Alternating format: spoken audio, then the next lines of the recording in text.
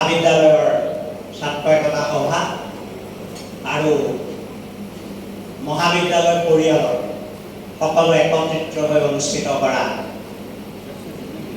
আদৰণি সভাৰ উপস্থিত থকা এই মহাবিদ্যালয়ৰ পৰিচালনা সমিতিৰ সন্মানীয় সভাপতি তুলসী মহন্ত ডাঙৰীয়া,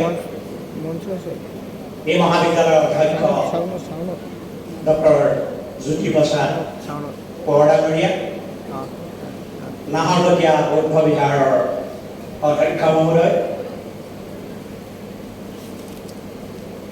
অসম পেট্ৰকেমিকেল লিমিটেডৰ অধ্যক্ষ বিকুল ডেকা, নাহৰকটীয়া নাহৰকটীয়া সমষ্টিত বিধায়ক কুমাৰ টাইৰাই ডাঙৰীয়া, উপপঞ্জীয়ক ৰোহিত বুঢ়াগোহাঁই ডাঙৰীয়া, ডিব্ৰুগড় জিলা ছাত্ৰ সন্থাৰ সম্পাদক বিতুপন গগৈ ডাঙৰীয়া, মোৰ সন্মুখত আসন গ্ৰহণ কৰি থকা বিভিন্ন সংগঠনৰ ইতিমধ্যে মোকো ইয়াত আদৰণি জনোৱা হৈছে, বিষয়ববীয়াসকল আৰু সাংবাদিক বন্ধু বান্ধৱীসকল আৰু মোৰ মৰমৰ ছাত্ৰ ছাত্ৰীসকল। আচলতে এই সভা আৰম্ভ কৰাৰ আগত ভাওনাবিলাকৰ যেতিয়া মেকআপ কৰে বহুত সময় লগাই দিয়ে, সকলো পাহৰি যাম যেন লাগে সেই সময়তে। বহুত যত্ন কৰিহে পিছত অভিনয় কৰিবগৈ পৰা যায়। কাৰণ আজিকালি নাজানো, আগতে আমি ভাওনা কৰোঁতে কি হৈছিলে জানে? মই গাঁৱৰ মানুহ, যদিও আন্তঃৰাষ্ট্ৰীয়কৰণৰ কথা কৈছে, আন্তঃৰাষ্ট্ৰীয়কৰণ আমাৰ স্থানীয় স্থানত প্ৰয়োজন কাৰণেহে আমি আন্তঃৰাষ্ট্ৰীয়কৰণ কৰিছোঁ। উদ্দেশ্য কিন্তু আমাৰ স্থানীয় লোকেল বুলি যিটো কোৱা হয়, লোকেলক গ্ল'বেল কৰাৰ উদ্দেশ্যেহে আমি আন্তঃৰাষ্ট্ৰীয়কৰণ কৰিব বিচাৰিছোঁ ডিব্ৰুগড় বিশ্ববিদ্যালয়। আমাক কিন্তু বাহিৰৰ পৰা অহা বস্তু নালাগে, বাহিৰৰো আমি কেনেকৈ গ্ৰহণ কৰি ইয়াত সৃষ্টি কৰিম, তাৰ কাৰণেহে কিন্তু ডিব্ৰুগড় বিশ্ববিদ্যালয় আন্তঃৰাষ্ট্ৰীয়কৰণ কৰা হৈছে। কাৰণ মই জাতে পাতে কিন্তু এজন একেবাৰে মাটিৰ মানুহ, মই এজন গাঁৱৰ মানুহ, মই কিন্তু নগৰীয়া নহয়। আৰু নগৰত থাকিলেও নগৰীয়া নহয়, মনটো কিন্তু সদায় গাঁৱলীয়া হৈ থাকিব লাগিব। কাৰণ এই মাটি বালি এই সমাজখনেহে কিন্তু আমাক ধৰি ৰাখিছে।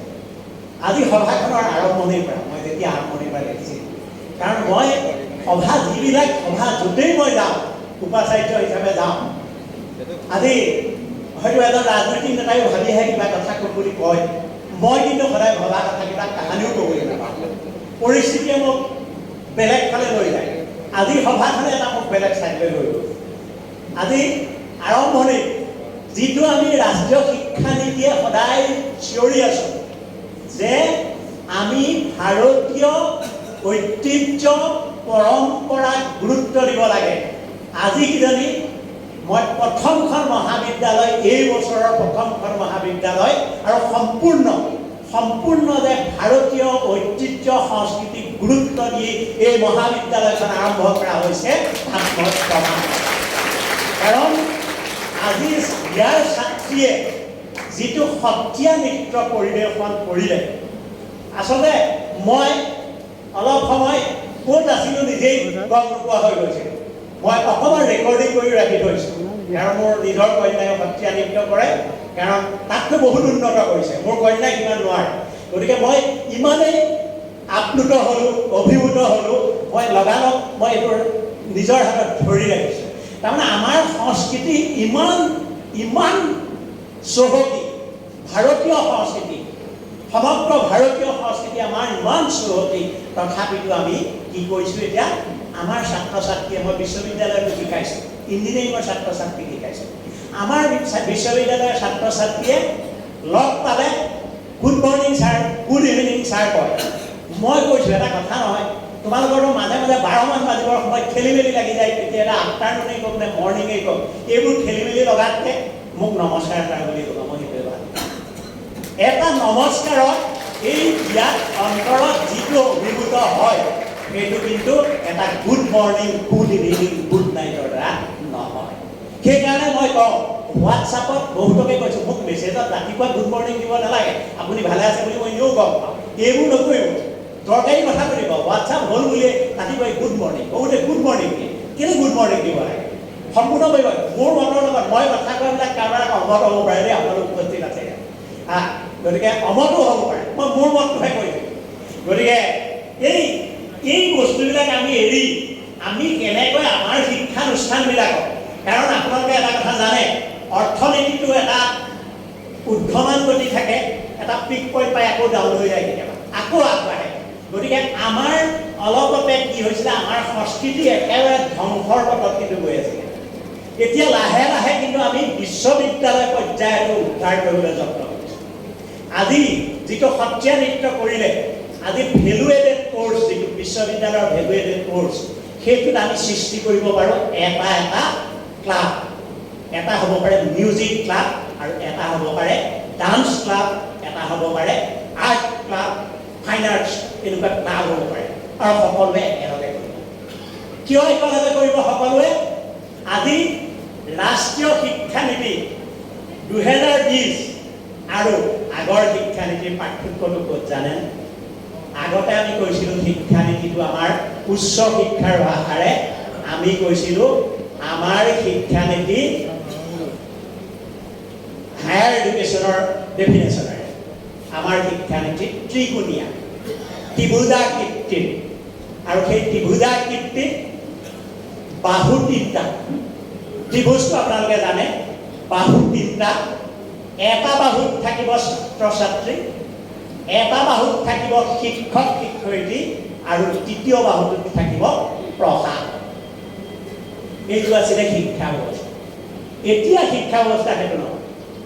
এতিয়া ত্ৰিভুজটো এটা বাহু বাঢ়িব, এতিয়া চতুৰ্ভুজাকাৰ, চাৰিটা বাহুৰে আগুৰা এটা ক্ষেত্ৰ, চতুৰ্ভুজাকাৰ, চাৰিটা বাহু আছে। আৰু সেই চতুৰ্ভুজটো কিন্তু বিষম বাহু, সমান বাহু নহয়, সমান নহয়, চাৰিটা বাহু অসমান। আৰু তাৰ আটাইতকৈ দীঘল বাহুটো কি জানেনে আপোনালোকে? সেই দীঘল বাহুটো হ'ল ছাত্ৰ ছাত্ৰীসকল। ছাত্ৰ ছাত্ৰীসকল তাৰ আটাইতকৈ দীঘল বাহু। আৰু দ্বিতীয় বাহুটো কোন জানেনে? এই নতুনকৈ সংযোজন হোৱা তৃতীয় বাহুটো হ'ল, দ্বিতীয় মানে তাতকৈ চুটি কিন্তু দীঘল, সেইটো হ'ল আমাৰ সমাজ। আৰু তৃতীয়টো হ'ল শিক্ষক, আৰু চতুৰ্থটো হ'ল প্ৰশাসন।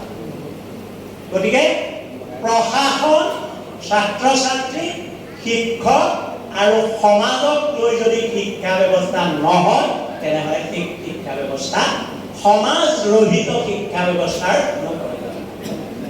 সমাজ জীয়াই থাকিব পৰা এজন ব্যক্তি কৰিব লাগে। এই এতিয়াৰ শিক্ষা ব্যৱস্থাৰ উদ্দেশ্য নহয় এজন চিকিৎসক কৰা, এই শিক্ষা ব্যৱস্থাৰ উদ্দেশ্য নহয় এজন ডাক্তৰ সৃষ্টি কৰা, এই শিক্ষা ব্যৱস্থাৰ উদ্দেশ্য নহয় এজন কলেজ প্ৰফেচাৰ সৃষ্টি কৰা। এই শিক্ষা ব্যৱস্থাৰ উদ্দেশ্য হ'ল এজন মানুহ গঢ়া, আৰু সেই মানুহজন হ'ব পাৰিব লাগিব তেওঁৰ চাকৰি থাকক নাথাকক, তেওঁ কলেজৰ প্ৰফেচাৰ হওক নহওক, কিন্তু সমাজৰ ব্যৱহাৰযোগ্য এজন ব্যক্তি হ'ব লাগিব। সমাজৰ ইংৰাজীত কোৱা হয় তেওঁ হ'ব লাগিব, মানুহজন হ'ব লাগিব of quality. Quality means fit for use. সমাজখনে তেওঁক বিচৰা মানুহ এজন হ'ব লাগিব, সমাজে তেওঁক বিচাৰিব লাগিব। আপোনালোকে নিজে নিজে ভাবক, আজি এতিয়া ইয়াত কেইবাজনো অৱসৰপ্ৰাপ্ত ব্যক্তি ইয়াত বহি আছে, কেইবাজনো ব্যৱসায়ী বহি আছে। আপোনালোকৰ প্ৰয়োজনীয়তা আজি জ্যোতিপ্ৰসাদ কোঁৱৰে অনুভৱ কৰিছে, তাক আপোনালোকৰ আনন্দ লাগিছেনে নাই? যে আমাক সমাজে বিচাৰিছে। যদি আপুনি এটা ব্যৱসায় কৰি বহি থাকে, এজন মাৰোৱাৰীয়ে বহুত ব্যৱসায় কৰি বহুত টকা ধৰিছে, কিন্তু তেওঁ কোনেও নিবিচাৰে, তেতিয়া তেওঁ শান্তি পাবনে? মনত শান্তি কেতিয়া? আপোনাক সমাজে বিচাৰিব লাগিব, সমাজখনে বিচাৰিছে নাই, সেই সমাজে বিচৰা এজন ব্যক্তি হ'ব লাগিব। আৰু সেয়ে মই সদায় কওঁ, মই ডিব্ৰুগড় বিশ্ববিদ্যালয়ৰ উপাচাৰ্য হিচাপে আজি মোক সন্মান কৰা হৈছে। মই সেই সন্মানটো পাই ভাল পোৱা নাই। মই সেইদিনা ভাল পাম যিদিনা মই উপাচাৰ্য আসনৰ পৰা আঁতৰ হৈ থাকিম, সেইদিনাও মোক যদি সমাজখনে বিচাৰি থাকে, সেইদিনাহে মই এজন সফল ব্যক্তি হিচাপে মই ক'ব পাৰিম। আজি এই গামোচাখন কোনে পিন্ধিছে? ভাইচ চেঞ্চেলৰে পিন্ধিছে, জিতেন হাজৰিকাই পিন্ধা নাই। জিতেন হাজৰিকা হ'ব পাৰিব লাগিব উপাচাৰ্য নহৈ এই গামোচাখন পিন্ধি থাকিব পৰা এজন ব্যক্তি। এই সমাজখনে সন্মান কৰিব পাৰিব, সেইজন ছাত্ৰ ছাত্ৰী আমি আজি শিক্ষা ব্যৱস্থাই গঢ়িব পাৰিব লাগিব। আৰু সেইটো শিক্ষা ব্যৱস্থাটো কৰিবৰ কাৰণে আমি এতিয়া ছাত্ৰ ছাত্ৰীসকলক কি শিক্ষা ব্যৱস্থা আমি দিছোঁ, সেই শিক্ষা ব্যৱস্থাটো হৈছে ইংৰাজীত ধুনীয়া লাগে শুনিবলৈ শব্দটো লাইফ বাট টাইম। লাইফ বুলিলেতো খুব পাতল যেন লাগে, লাইফ বাট টাইম অসমীয়াত ক'লে কি হয় নমনীয় আৰু দৃঢ়। নমনীয় আৰু দৃঢ়, নমনীয় কিন্তু দৃঢ়। নমনীয় কেনেকৈ?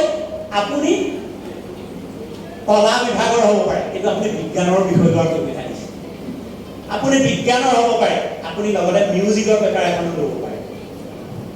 আপোনাক সুবিধা দিয়া হৈছে আপুনি এখন ভেলুৱেটেড কোৰ্চ, স্কিল বেছড কোৰ্চ হিচাপে আপুনি আন এটা লেংগুৱেজৰ ল'ব পাৰে।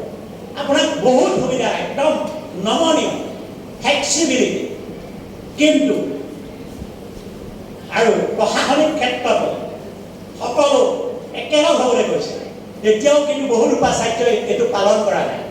কথা হ'ল উপাচাৰ্যজন ৰাইজৰ সহজলভ্য হ'বলৈ কৈছে, সমাজৰ লগত থাকিবলৈ কৈছে। সেইটো হ'ল ফ্লেক্সিবিলিটি, নমনীয়। কিন্তু যেনেকৈ মই কওঁ সেই কামটো যেতিয়া এটা সিদ্ধান্তৰ কথা আহিব কিন্তু দৃঢ় ৰুল ৰেগুলেশ্যন যিটো কয় সেইটোহে কৰিব। আজি একেলগে ঘৰত নি ভাত খুৱাব ছাত্ৰজনক, কালিলৈ কিন্তু হোষ্টেলৰ পৰা সেইজন ছাত্ৰকে উলিয়াই দিব। তাৰপিছত কান্দিলেও কিন্তু উপাচাৰ্য নকৰিব, ঘৰত কিন্তু ভাত খুৱাব, মৰম কৰিব। কিন্তু তেওঁ সেই মৰমটো ৰাখিব যিহেতু নোৱাৰিব, তেতিয়া লগালগ কিন্তু দৃঢ়। এতিয়া বৰ্তমান প্ৰশাসন ব্যৱস্থা তেনেকুৱা। আপোনালোকে জানে ডিব্ৰুগড় বিশ্ববিদ্যালয় ৰেগিং হোৱাৰ ফলশ্ৰুতিত বহুত ল'ৰাই জেল পৰ্যন্ত খাব লগা হয়। আমি কিন্তু দৃঢ়। কিন্তু আপোনালোকে এইটো গম পাব যে আমাৰ উপাচাৰ্যৰ ঘৰত ছাত্ৰ ছাত্ৰীও যাব পাৰে। ছাত্ৰ ছাত্ৰী কোনো ছাত্ৰ ছাত্ৰীয়ে হয়তো ভাত খাই চাহ খাইও আহিব পাৰে। আজি যদি প্ৰচাৰ কৰে জানে কেতিয়াবা ইণ্টাৰভিউ কৰি ঘৰতে হয়, ঘৰত দৈ জলপান খাই দেই, মোৰ ঘৰত লুচি ভাজি নাখায়। গতিকে তেনেকৈ আহিব পাৰে। এই শিক্ষা ব্যৱস্থাটো কৰা হৈছে, কিন্তু শিক্ষা ব্যৱস্থাই শিকাই আছে। বৰ্তমান ৰাষ্ট্ৰীয় শিক্ষানীতি বহুতে হয়তো ৰাষ্ট্ৰীয় শিক্ষানীতিত সোমাই যোৱা নাই। ৰাষ্ট্ৰীয় শিক্ষানীতি কিন্তু বহুত কষ্ট কৰি নিৰ্মাণ কৰা হৈছে, কিন্তু সেই শিক্ষানীতিটো আমি প্ৰয়োগ কৰিব পাৰিম নে নাই? আমি যদি পৰীক্ষা ভিত্তিক কৰি থওঁ কিন্তু তেতিয়া নহ'ব। ছাত্ৰ ছাত্ৰীসকলে ইয়াত সোমাব পাৰিব লাগিব। কাৰণ এতিয়া আগতে আমাৰ কি আছিলে মেজৰ, ছাত্ৰ ছাত্ৰীসকলে তোমালোকে শুনিবা আগতে মেজৰ মাইনৰ এই দুটা, মেজৰ মাইনৰ দুটা পেপাৰ। মাইনৰটো কোৱা আছিলে পাছ কোৰ্চ, মেজৰটো কোৱা আছিলে এটা সময়ত অনাৰ্ছ। কিন্তু ৰিজাল্টটো গুৰুত্ব ক'ত আছিলে? কেৱল মেজৰৰ ওপৰত, কেৱল মেজৰৰ ভিত্তিত ৰিজাল্ট। এতিয়া তোমালোকে নাভাবিবা তোমালোকে পঢ়িব লাগিব ভেলুৱেটেড কোৰ্চ, তোমালোকে পঢ়িব লাগিব AEC এবিলিটি এনহেন্সমেণ্ট কোৰ্চ, তোমালোকে পঢ়িব লাগিব চেক স্কিল এনহেন্সমেণ্ট কোৰ্চ। গতিকে এই প্ৰত্যেকটোৰে কিন্তু গুৰুত্ব সমান। ৰিজাল্টত প্ৰতিটো যোগ হৈ আহিব, প্ৰতিটোৰ পৰাহে হ'ব।